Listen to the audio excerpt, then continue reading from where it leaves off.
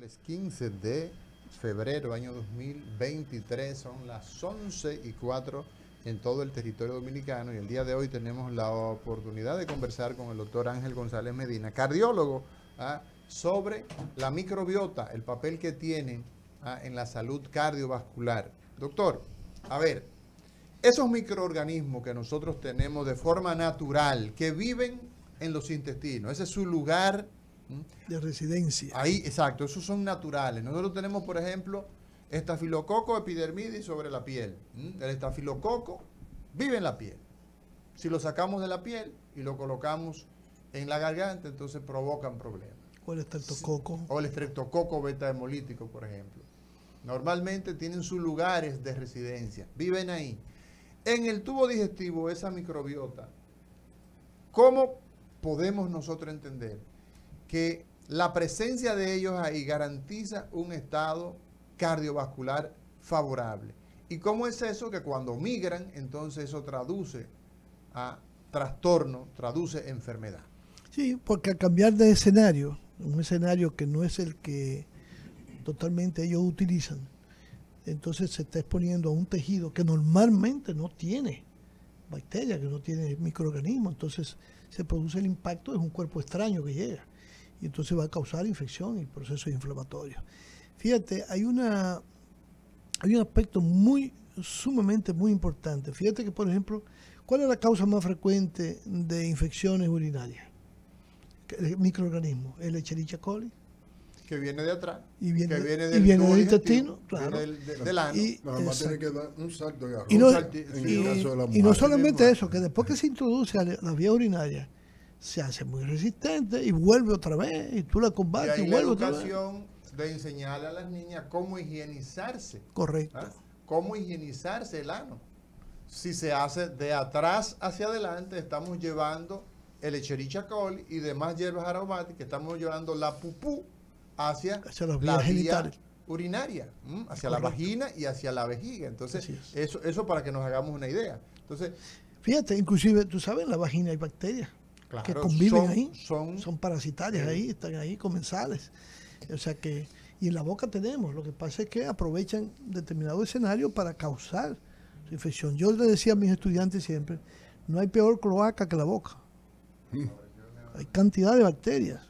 Y por eso el cuidado, no solamente el cuidado de la higiene bucal, sino hasta cuando uno está hablando en público, tratar de que las secreciones no salgan, porque usted está esparciendo bacterias. ¿Tú te acuerdas cuando comenzó el COVID? Sí. Bueno, eso era lo que se decía, la contaminación directa de contacto a personas. ¿Y por qué usamos la mascarilla, un nasobuco, como dicen los cubanos y los argentinos?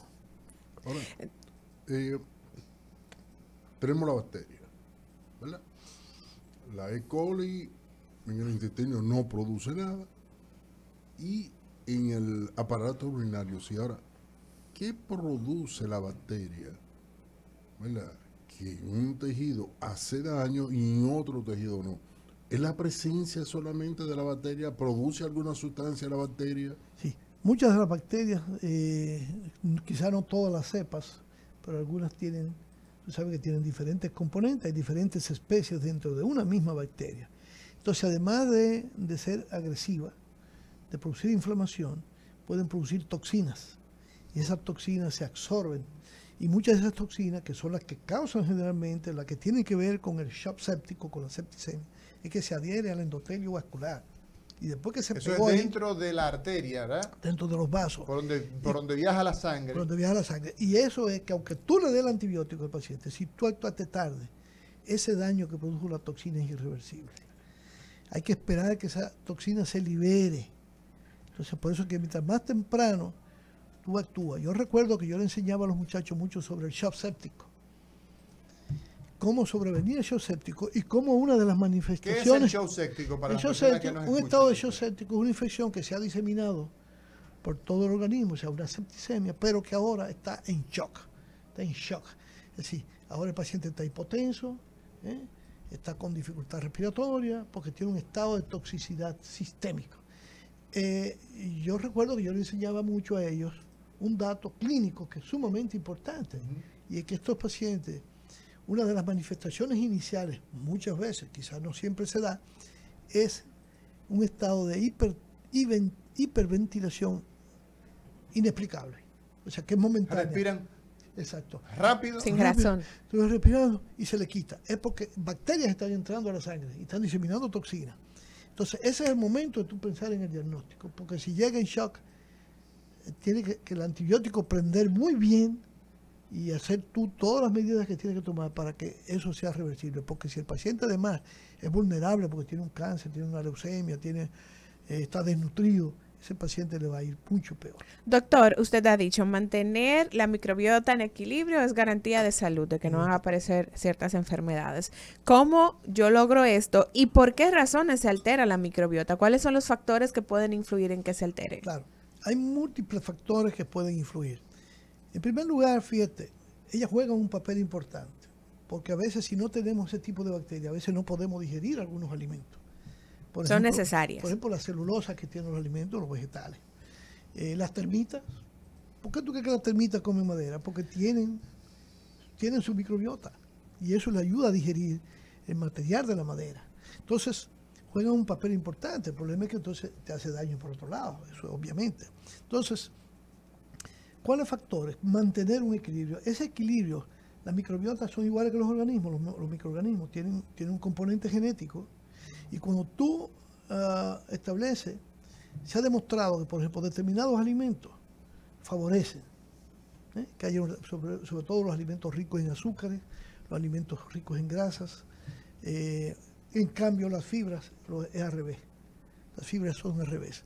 Y esto hace que se rompa el equilibrio y se comiencen a liberar sustancias que son nocivas. Por ejemplo, en el caso nuestro, que nos interesa mucho el asunto de la aterosclerosis, por lo que significa aterosclerosis como enfermedad cardiovascular y como principal causa de muerte en el mundo, es que, por ejemplo, la carne roja, yo recuerdo en el vulgo, la población, la gente más leída decía, yo recuerdo, yo siendo muchacho y profesores, que la carne roja era tóxica.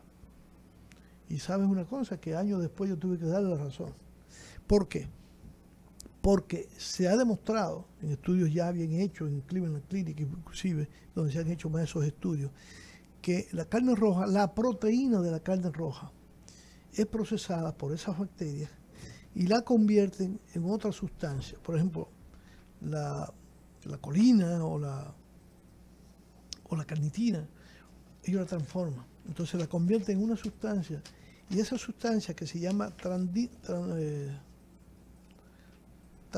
trandolamina, es absorbida y va al hígado. Entonces en el hígado vienen unas enzimas para poder procesarla, sacarla o deshacerse de ella, lo que hace es que la oxida.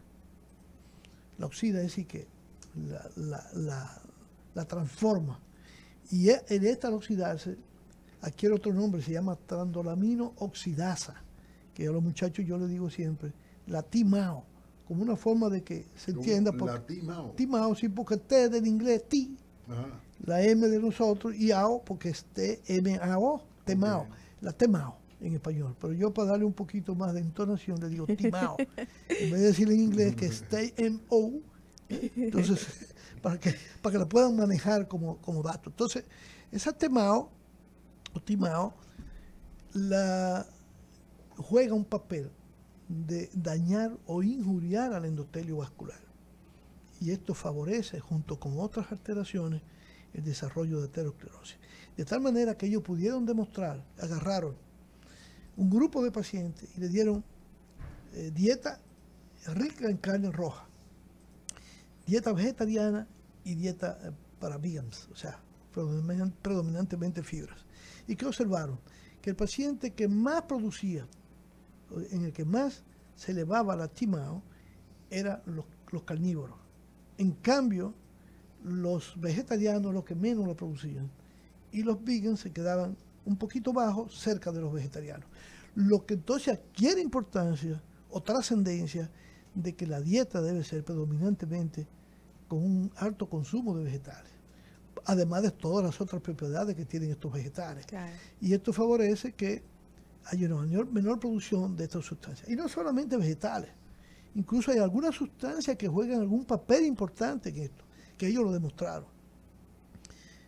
La uva, la uva y el vino tinto, el resveratrol.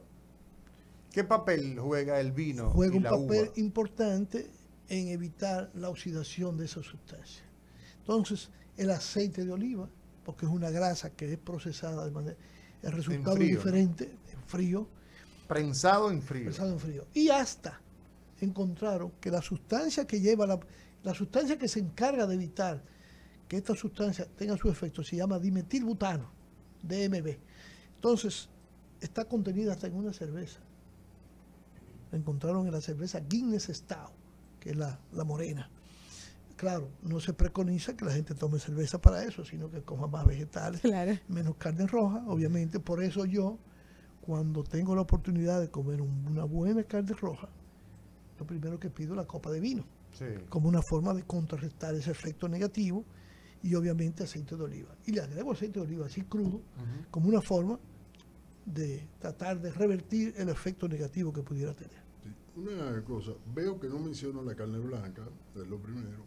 Y lo segundo, cuando estamos hablando de carne roja, no importa de cualquier animal, y que es mejor para poder evitar esto cuando uno la come. La cocida, bien cocida, la término medio o la 3/4.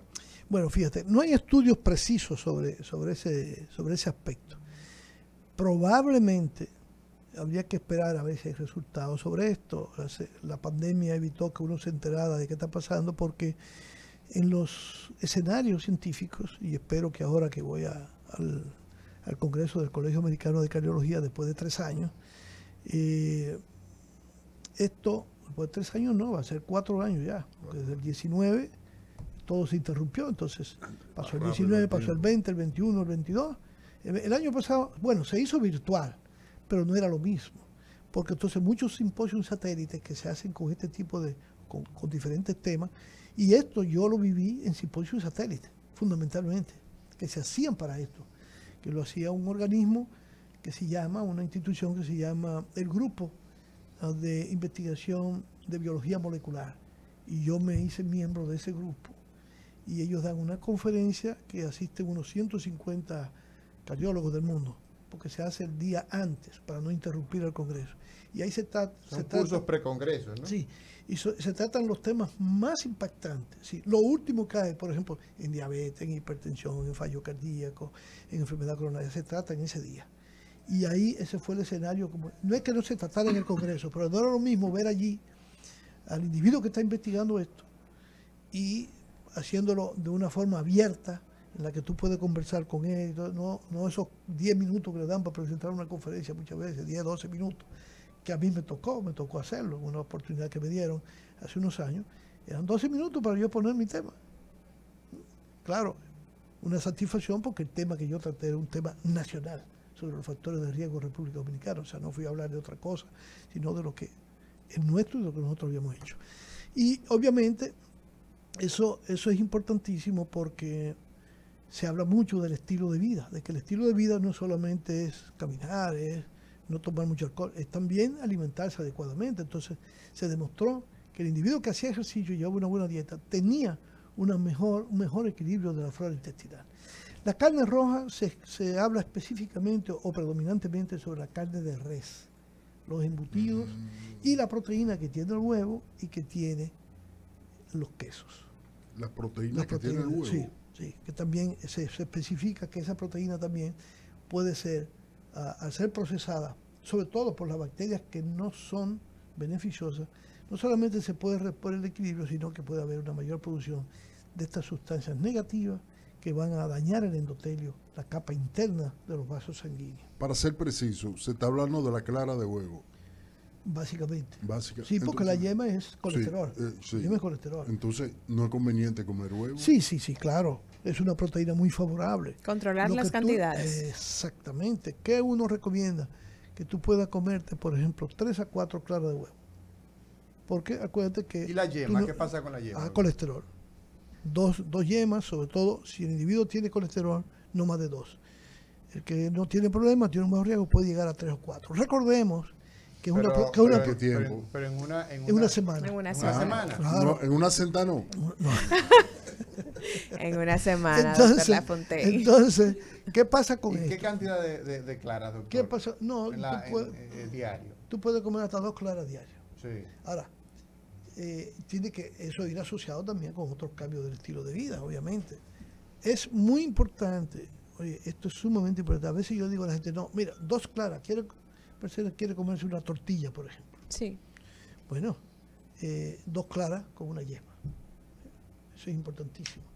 Y educar a la población sobre eso. Ahora, tomemos en cuenta que la proteína del huevo es una proteína muy importante.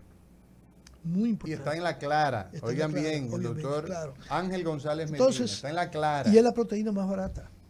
Más barata. Que para la gran mayoría de la población es fundamental. Por eso tú ves que ya hay mucha gente que defiende el consumo de huevo, que antes era casi los cardiólogos. ¿Qué ventaja tiene, doctor, el huevo orgánico, el huevo que no ha estado bajo los influjos de antibióticos ni de hormonas, frente al huevo que consumimos todos, que es el que se produce en granja de esa manera? O sea, ¿qué beneficio existe si existe documentación sobre eso? Sí, no.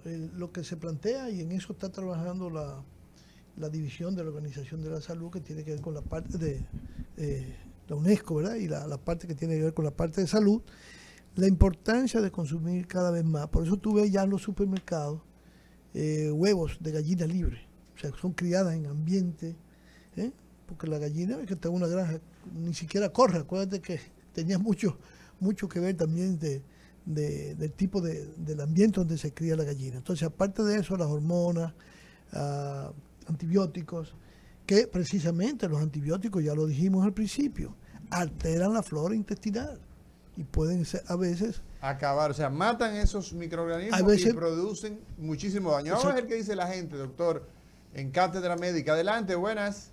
Buenas. Hace unos años yo leí en el periódico un trabajo de un estudio israelí donde desvinculaba el huevo y la yema de los infartos al miocardio y el corazón. ¿Estaban equivocados los judíos? ¿Me escucho? No, ellos tienen razón en parte, ¿verdad? En parte. Sí, eso se habló mucho y ya se sigue hablando sobre eso, de que ya no se toma tanto en cuenta. Primero porque el huevo es una proteína importantísima y la población tiene que consumirla. Y la desnutrición puede hacer más daño que esto. O sea, es peor efecto de estar desnutrido que el efecto que provoca de estar hipernutrido. Porque se sabe que el paciente que tiene bajo peso por desnutrición va a desarrollar, es más vulnerable a desarrollar enfermedad. Eso por un lado. Por el otro, el problema está en el alto consumo. El alto consumo. Yo no creo que una paciente o una persona que tenga bajo riesgo no se pueda comer un huevo diario. ¿Qué es lo que puede comer cualquier persona infeliz en este país? Al mediodía como proteína. ¿Y la forma de cocción, doctor? Y la forma de cocción, que es importante, claro. A la gente que es un problema de cultura, lo ideal es que el huevo no usáramos aceite para freírlo, y de freírlo usar aquel aceite que se puede freír una vez por lo menos, que es el aceite de canola. No es el aceite de oliva, sino el aceite de canola. ¿No debemos freír en aceite de oliva, doctor? No, se transforma y pierde sus propiedades. ¿En un aceite común o es peor? Un aceite que no es el mejor para freír. ¿No? Para freír, exacto. Y entonces ese aceite de oliva que viene en spray para echarle a los sartenes de teflón, tampoco es correcto utilizarlo. Yo no lo uso. El aceite de oliva que uso tiene que ser extra virgen, reconocido, certificado, que aquí viene al país procesado en frío. Porque te dicen extra virgen. Pero no es para cocinar. El aceite de oliva es para aderezar. Es para aderezar. Y está vinculado a esa famosa dieta mediterránea. Claro. Donde ha demostrado tener unos efectos beneficiosos.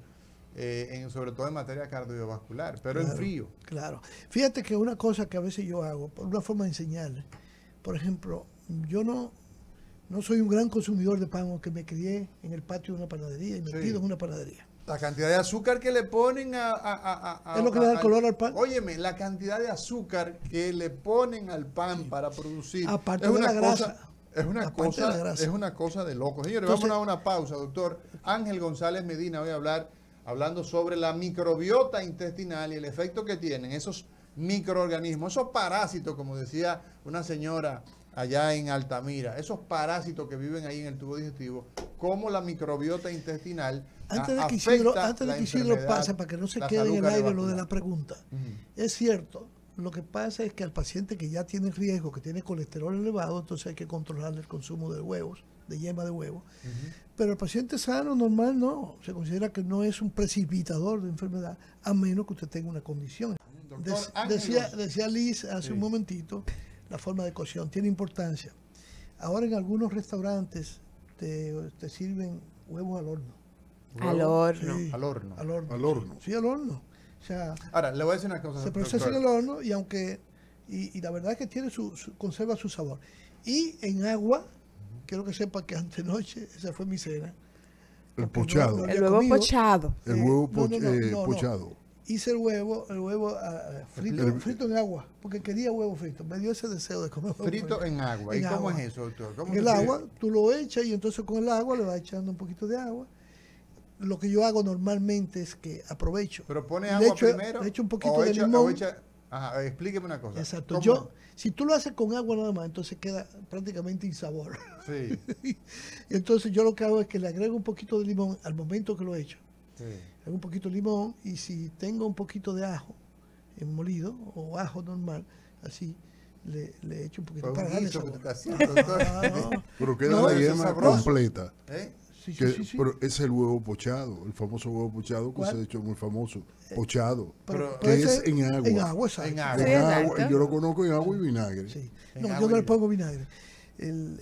Fíjate una cosa, la gente tiene que aprender a comer más un poquito al horno, horneado, no a la parrilla, horneado. Por ejemplo, hay un restaurante que es de comida nacional, eso es lo que ellos venden, ¿verdad? Comida criolla.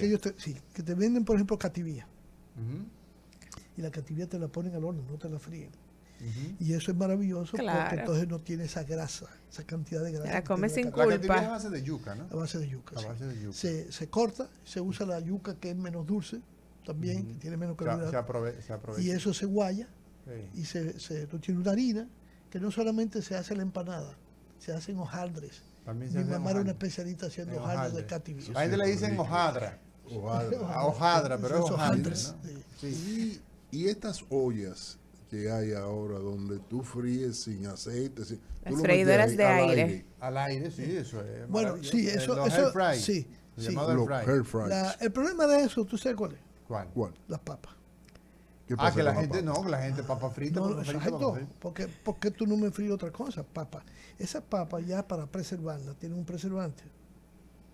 Sí. ¿Entiendes? Entonces, pero la gente que... Además de que son ricas en carbohidratos, entonces también tú tienes que tener... Pero también existe la opción de que tú puedes hacer la papa... Claro, pelar tu papa. Eso es pelar tu papa. Eso te iba a decir que lo ideal es eso. En mi casa, lo que yo enseñé es que... No. Papa frita y no, vamos a la casa, que allá hay papa. Entonces se corta la papa...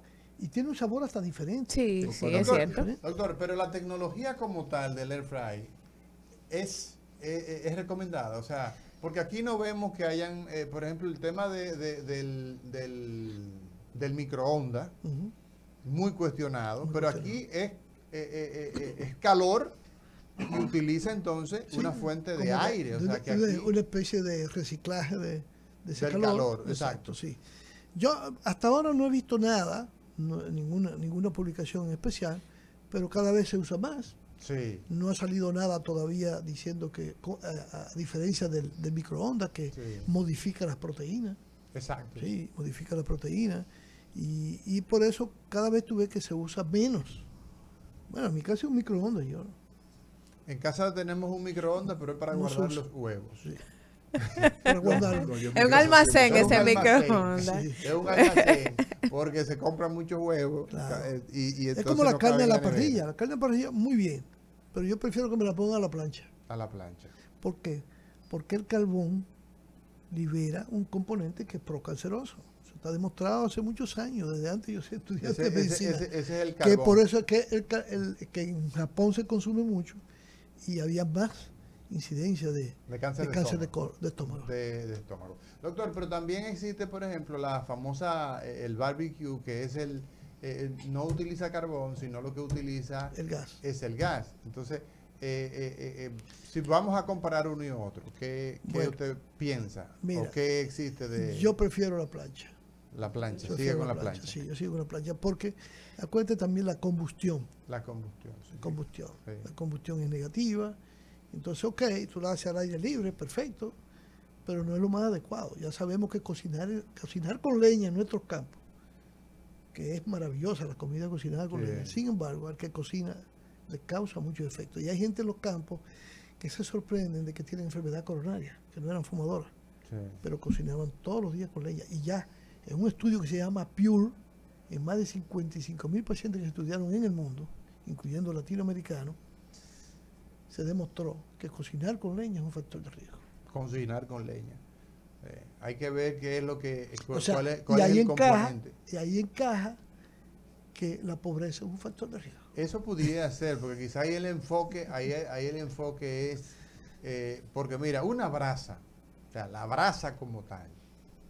Tú dices, no, la brasa no, es el humo. El humo. Es el Entonces, humo. Probablemente es el humo, probablemente es la condición en la que vive ese sujeto que se ve obligado a tener que salir a buscar árboles ya muertos para producir. O sea, ese nivel de pobreza probablemente es el que hace la diferencia y no precisamente la leña. Pero bueno. El humo, la combustión es importantísima. Y peor aún si es la boñiga. ¿Sí era? La boñiga. La boñiga, ¿y qué es la boñiga? Tipo de... La pupú de vaca. Ay. Que aquí no se ve mucho eso, pero en Sudamérica sí. Utilizan la boñiga, la pupú de los animales, de los rumiantes, como combustible. Como combustible. Sí, porque tiene metano. Sí. O sea, que usted agarra, en lugar de comprar un tanque de gas, usted compra 2 o 3 quintales. ¿Sabe que en la época en que se pusieron de moda los webinars, empezando todo esto, había un congreso en Australia, un simposio, precisamente sobre microbiota, al cual yo asistí virtualmente, y uno de los temas era precisamente por la determinación de los gases en las heces fecales, tú determinabas la producción de sustancias negativas. ¿Cómo? Por la producción de gases de las heces fecales uno determinaba. Sí, o sea, la característica de los gases determinaba si había un equilibrio o no de la flora intestinal. Entonces, eso es importante porque lo que le da el olor a las heces fecales son las microbiotas, son los microbios, la transformación de los alimentos y bacterias que salen en el metabolismo que produce. Entonces, eso es sumamente importante, por eso hoy día esto es un tema de interés, de mucho interés, porque aunque va un poco lento, y ya sabemos que muchos médicos sí lo utilizan, el asunto de los probióticos y los prebióticos para revertir o impedir los procesos inflamatorios de las vías intestinales inclusive. Todas estas sustancias, doctor, que se utilizan en la cocina, tanto en la cocina, digamos, la cocina de la casa dominicana, como con lo relativo a la cocina a nivel de restaurante, doctor. Todos estos sazones y todas estas que son demoledores, a mi juicio, ¿cómo impactan en esa flora intestinal? Claro. Porque, por ejemplo, darle sabor a la comida a nivel de restaurante es un talle, ese es un objetivo. El que la comida que usted está consumiendo en un restaurante o otro que tenga buen sabor, ese es el objetivo probablemente principal. Pero nosotros vemos que esto produce un daño gastrointestinal directo, claro. Pero a esa flora, a esos microbios que viven ahí, ¿cómo esto los lesiona y cómo esto repercute en la salud cardiovascular? Eso lo altera. Fíjate lo que yo estuve diciendo. Se han hecho estudios donde, por ejemplo, el alto contenido de sal, de grasas o carbohidratos complejos hacen que esto rompa parte del equilibrio. Y no solamente eso, que se ha demostrado que hay mayor producción de sustancias que son más negativas para la salud del individuo. Tú sabes que En estos días ocurrió algo muy, muy importante con una anécdota que puedo contar, una jovencita que ella pidió, por ejemplo, fue a mi casa y ella pidió que si no había sopita para cocinar.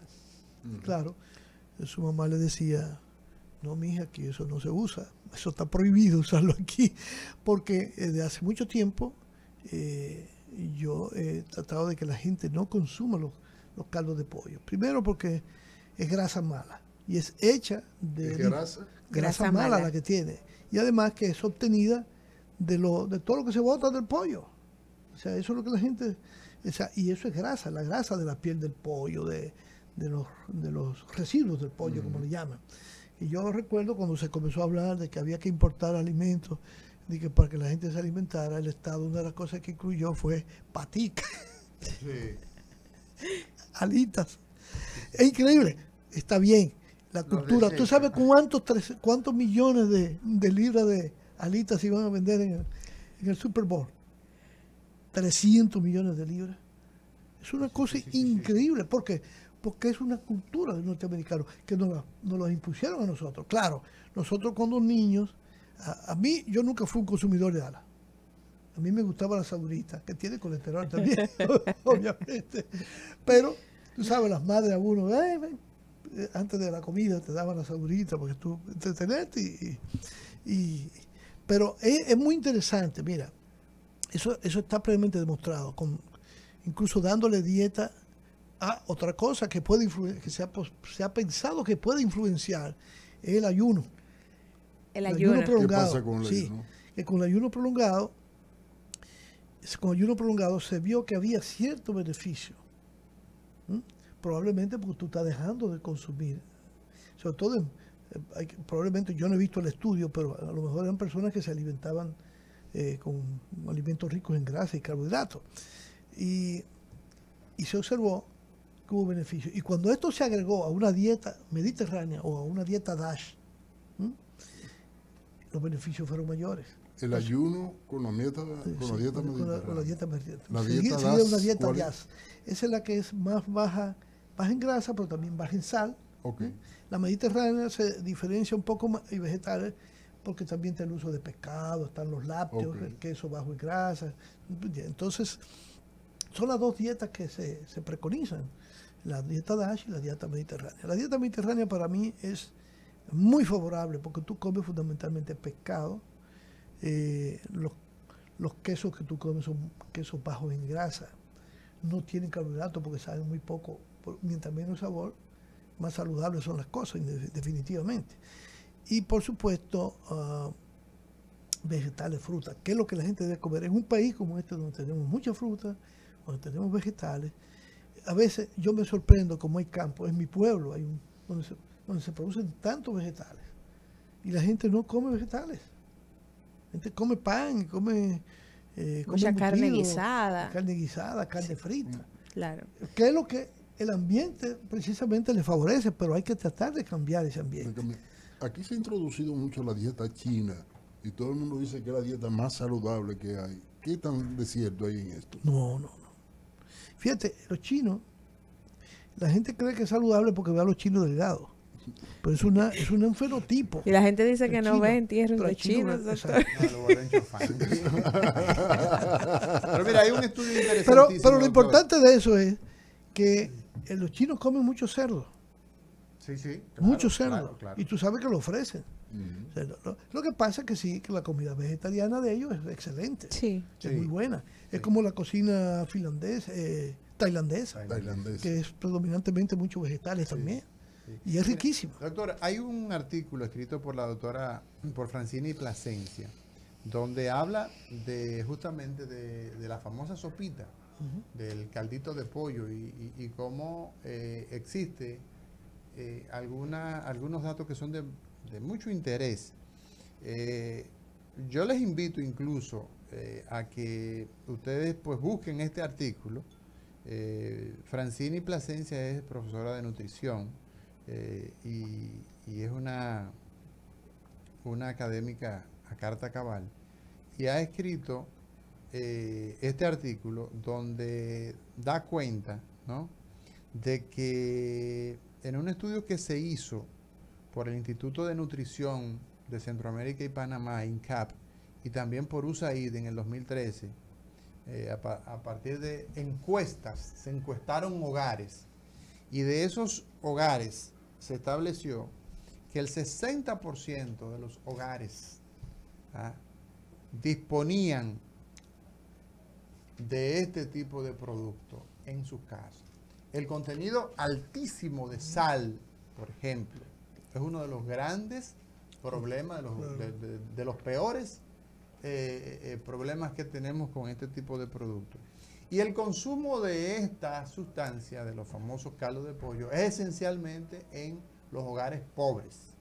Por lo tanto, la relación de hipertensión, en ese pequeño cubito, la cantidad de sal que hay contenida es increíble. Si usted ve los datos, se puede llenar de muchas sorpresas.